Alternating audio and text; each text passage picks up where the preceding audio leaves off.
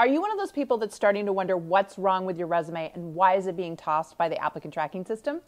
My name is JT O'Donnell and welcome to Coaching Moment. This is the YouTube series that helps you remove the roadblocks to career success.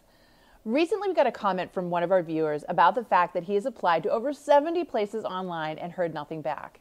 Specifically, he believes that it's his 12 years of experience in one area and the fact that he has a degree in another area that is the problem.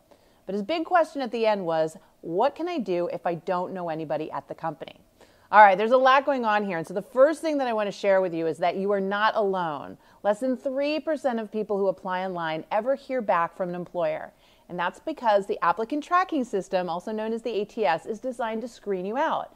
What they do is put in 3, 4, 5 questions, and if you don't meet those questions, your resume does not move on. So you need to know that. And that leads to the second part of his concern, which was, what do I do when I don't know anybody? Because the truth is, the number one way of getting a job today is via referral.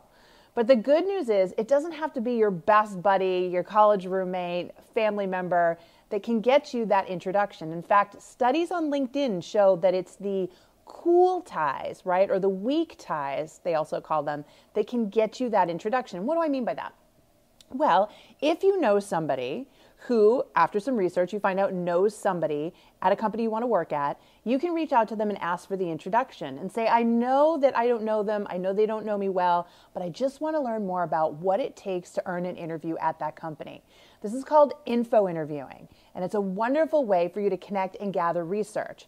But it's also a way for you to make that weak or that cool tie that we talked about. And if you get to talk to that person and ask them a few questions about their career and how they got there and what they think it takes to get hired, you can develop a rapport. And that can lead to them saying, well, is there a job open at our company that you're interested in? Maybe I can refer you along.